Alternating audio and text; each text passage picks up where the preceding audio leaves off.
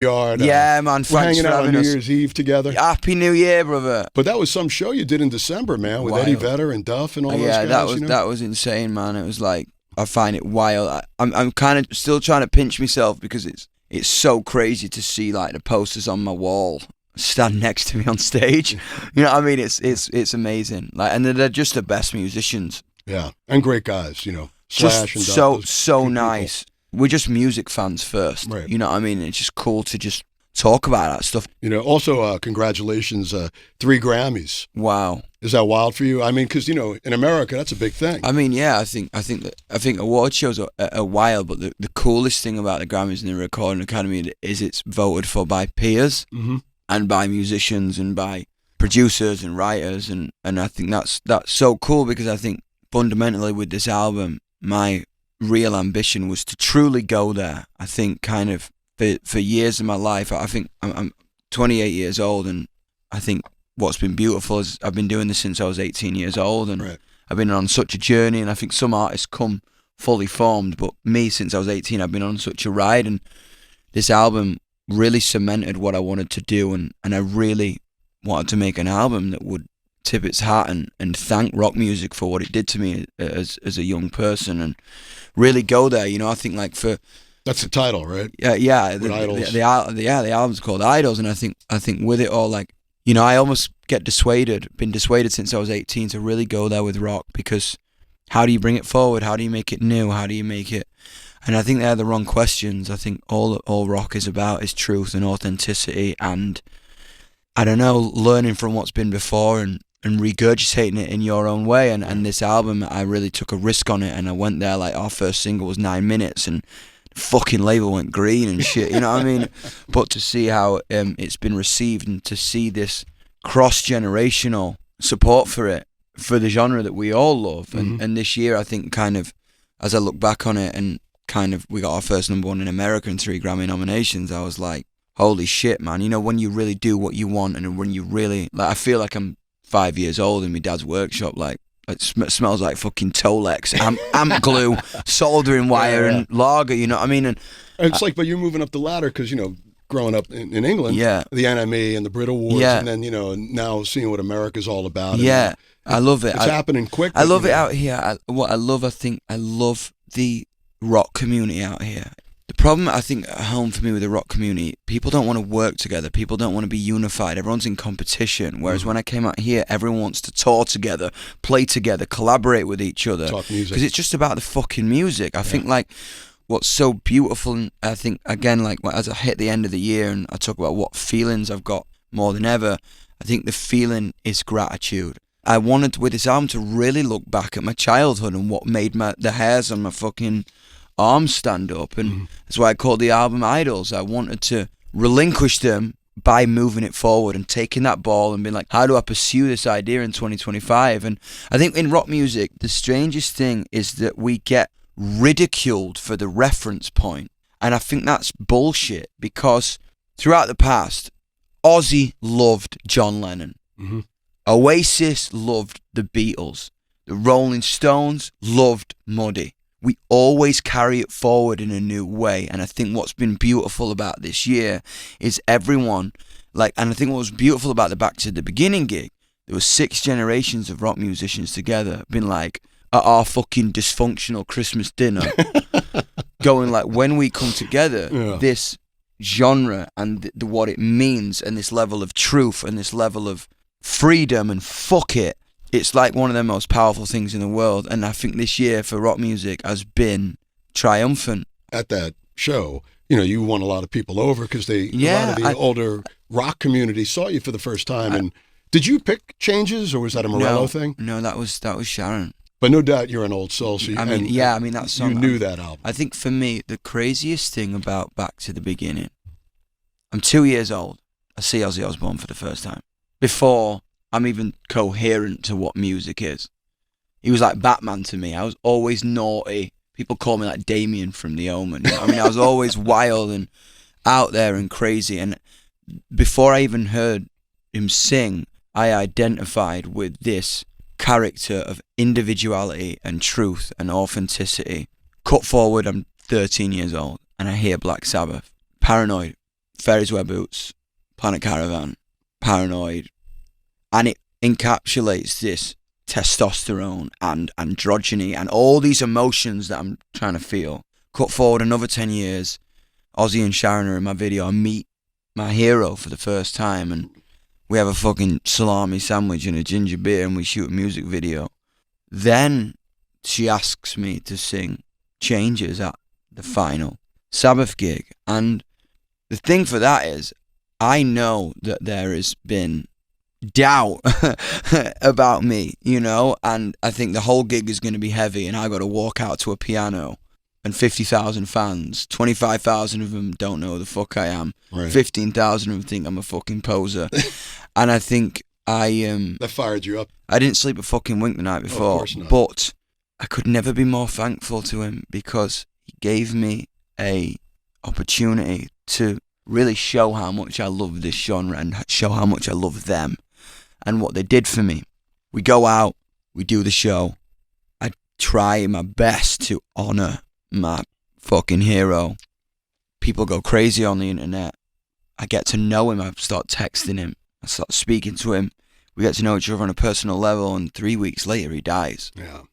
And it was heart-wrenching, man. It was like, you know, for me, when Bowie died, David Bowie doesn't die. Yeah, I know. And it, you know, Ozzy, the same thing. It was insane. And I think to go on this journey with this man and to end here is something I'm trying to comprehend at the end of this year, because I think everybody saw that video though of you giving him the cross. Yeah, I mean that was the vibe. I mean, on his video shoot, he gave me a cross which I'm wearing now. Right.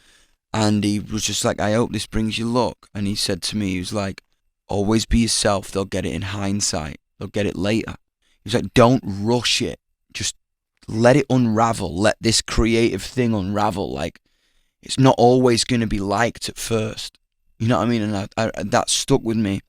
So when it came to the gig, I know what it's like for him. I know he gave so much to everyone. And I just wanted to be like, I want to give you something. Not like a thank you or I want to give you, I'm going to make something for you. So I had one of my best friends make him a gold cross to almost return the favour and just be like, on your last gig, I hope this brings you luck and love and energy, because I knew he was going through it. I knew he was chained to this chair. And that was also like at the end of the performance when I got the crowd to sing. I did not have that planned. I knew he was getting there at 3 o'clock and I'd gone on at 3:30. And I knew he was nervous. I knew they were all nervous because they finally made it to the villa. They grew up a stone's throw away, and they finally made it to the stadium that they dreamed of playing. I knew he was nervous because he was going to have to perform in a chair. Right. I wanted him to hear them, and I wanted him to be backstage and go, yeah, man, let's fucking have it. It's going to be mad tonight. And you know, as a kid, you know, yeah, obviously I'm a lot older than you are, but I mean, I was the same way. You know, I saw him, and they were like a religion to me. You know, and that's the thing. The thing about it is, right, is it's like often idols know things that we don't. I didn't think he would leave so soon after he did, but I know in my heart that he was like, okay, that's the way, and that's how I have to end this story. Right. When he sang Mama, I'm Coming Home, I had to fly. We had a headline gig in Belgium that night. We had to headline a festival.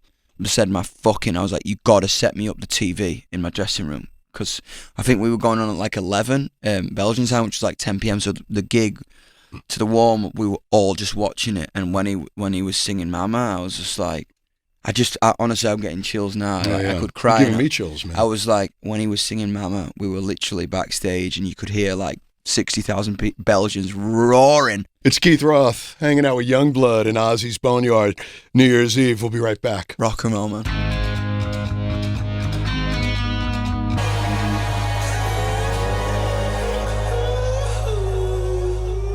Keith Roth back with Yungblud. Happy New Year, my brother. Happy New Year, brother. Happy New Year. Thanks for having me. It's good to be here. You know, the other thing I got to talk to you about is Aerosmith, man. You know, wild. I mean, you know, making an EP with Steven and Joe, the first new music Aerosmith's done in over a decade, revisiting Back in the Saddle. Yeah, man. And I know, you know, from as we're talking Lead Belly and T-Rex, 100%. You know, Aerosmith right there, right? I think what was so cool about that was really finding their love of the blues. Like Joe Perry, when he's like on that guitar and Tyler on his harp, man. Like, he's such a good harmonica player. It's crazy.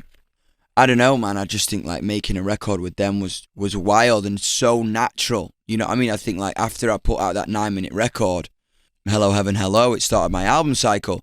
I got hit up by so many of my fucking heroes, you know what I mean? Like Brian May messaged me and they all would love you to join their band. Yeah, it was crazy. A lot of the older heavy metal guys want Yungblud in the band. It was epic. And Perry reached out. So I was on my way back to the UK, so I was like, fuck it, I'll stop in Sarasota, Florida on the way back from LA. Yep. I was like, I had a beer with Joe, and he was telling me that him and Aerosmith were going to get into writing something, or getting kind of him and Stephen were going to kind of start fucking around with ideas after Stephen's voice operation. He sounds good. Fucking hell. Yeah. Ripper. And I was like, wow, I want to be a part of that in any capacity. If I'm writing on it or producing on it, or I don't know what it's going to be. So we set up a play date, and I'd secretly held a studio. Because if you're on a fucking night out, you're either going to go home together and fuck, or you're going to hate each other. Yeah. And within an hour, we were fucking. You know what I mean? We were like making love. And so we went to the studio, and it's funny as fuck because me and Stephen are like puppies. Like, we're just. Well, I saw some clips. Instantly got on. Yeah. I think, like, obviously, like, he's a fucking hero of mine, and we instantly were just like, oh, motherfucker. And Joe Perry's a cat. So Joe's a cat, and we're fucking dogs. And it just came out so naturally. My Only Angel started on the first day. I remember, like, I picked up a guitar, and I started going like, that was your riff? That was my riff. And then Joe was like, that's hot.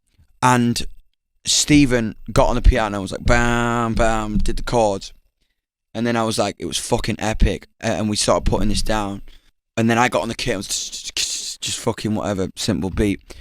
And I'm like, all right, cool. And the key, the chords are so uplifting. We were like, fucking hell, this can't sound cheesy. So then we put Perry in there.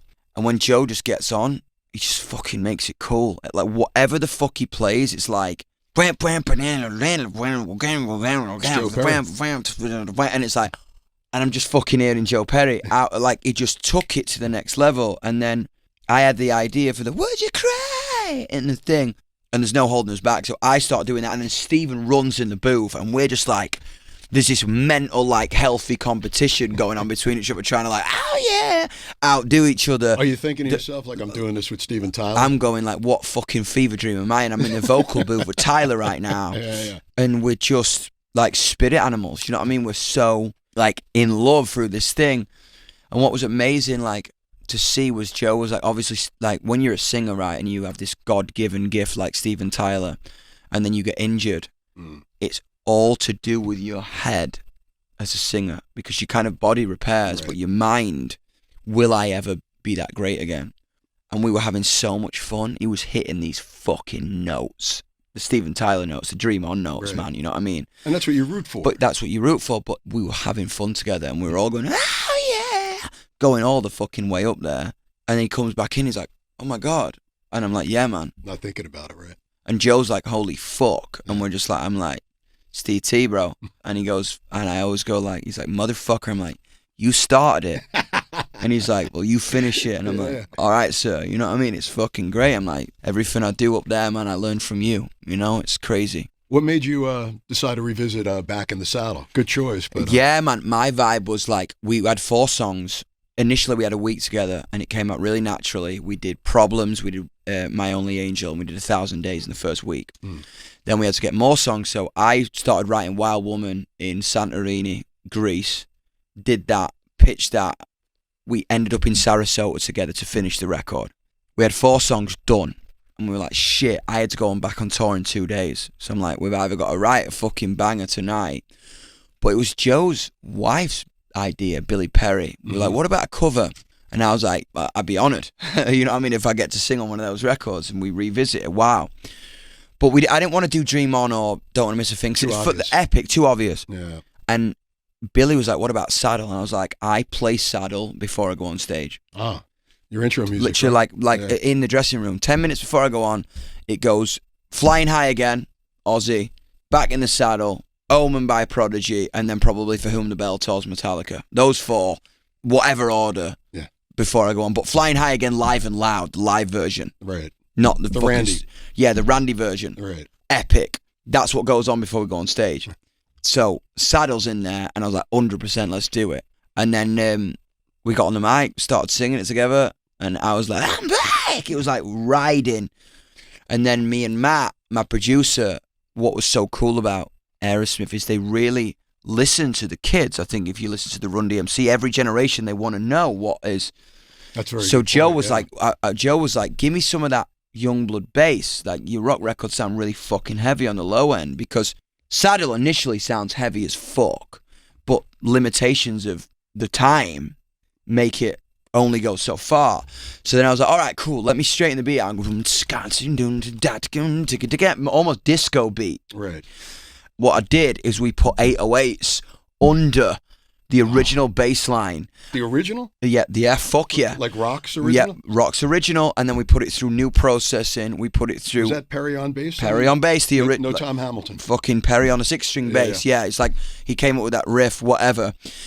Put it through some Neves, side-chained it to the kick, put a disco beat on it, samples, and 808s. Wow. And Perry was like, what the fuck? He's like, how'd you get that bass sound? So everything was layered off the original... Yeah, 100%. I was like, you do not fuck with magic. How many people want you to produce their record? I don't fucking know. It was funny, but it's cool to kind of take an approach and then reamp something originally through modern processing. And it was so cool to see Joe really wanted, and Stephen just really want to ride with us, and kind of like this two perspectives thing. Obviously, like, these are my heroes, and this is like where you come from, and I'm learning so much. But they were just like, Joe was kind of mind blown about how quick me and Matty, my producer, can just go slide in, reamp that through the Neve, do that blah blah, do blah blah blah, and then let's put an 808 under it, straighten the beat out, put a couple of like we put dance kicks under Matt's kick pedal. Because my vibe is I want the kids to bounce to it. Yeah. I want it to be... You're envisioning this live? Yeah, I envisage... You're going to do it live with them? Yeah, 100%. I hope so. Like, that would be a great tour, man. I envisage... I'm sure you've already thought of that. Yeah, I envisage the bounce. Yeah. I envisage the pit. I envisage the fucking open the pit and and we just had to have this beat of you know what I mean? Like rubbing your fucking head and patting your fucking belly or whatever, you know what I mean? But yeah, it was cool. Well, we both have ADHD. Fucking riddled with it, I can thank tell. God. One of mine from a fucking different Did planet. you say riddling? Riddled with it. Oh, okay. Or Ritalin. Yeah. The Ritalin Club. You know, I was diagnosed with that too. I saw that. I was like, you know, I mean, what was that name of the 21st century? Century Liability. Yeah, I was like, I knew this kid's punk rock. Yeah, man, that was... Did you ever meet John Lydon? Yeah, I've never met John Lydon. I know Steve Jones. You. Yeah, honestly, I love those fuckers. And you also bring the spirit of the Clash in your stuff too. Dude, Strummer, literally, Strummer and Paulie, like those two, like unreal. I think when I grew up, I was really... My first record is a hybrid between the Clash, which I made in New York. Yep. So I was like bumping London Calling, and then I was listening to Bollocks. Two of the greatest records ever made. Period. Right. I mean, when I talk to Steve about it, he's almost like it's an honor that we only made like one really with the original lineup. It would have been fucked up if they made another. Yeah, exactly, because it was a moment. It was so iconic. And then I made the first record partly in New York, and I remember I was listening to NWA, Public Enemy, Eminem on one side, The Clash, The Pistols, The Exploited on the other side. And like that album's a hybrid of the both. It was like, how the fuck do I mix hip hop and punk? But you did it from a new perspective. It's so funny. It's like you can hear all that. In your I got music, this weird hip hop beat, and I'm trying to sing like John Lydon. It's fucking hilarious. He's a great guy. Mad bastard. I love him. I talked to him on the phone. He was nasty fuck. But my buddy Michael Alago, the A&R guy that signed Metallica, he's like, fuck that. You come in the back, and we sat for hours talking about Alice Cooper. Yeah, and man. Black Sabbath. He's a fucking legend. He's great, but he would love you. My vibe is what I love him. He just he's like Ozzy. One-liners out their arse, like that are just iconic without even trying. It's fucking great. Well, I'll tell you, man, it's been a lot of fun hanging out with you. Thank you for having me, man. Honestly, like, fucking shout out to the boss. I hope you're up there with Lemmy and Randy having a fucking drink tonight. Yeah. Welcoming in the new year. Spend the New Year's Eve with Yungblud. It's all right with me, man. Rock and roll, man. Thank you, brother. Thank you, my brother. Great, man. Cheers for having me. Yungblud, Ozzys Boneyard. Epic.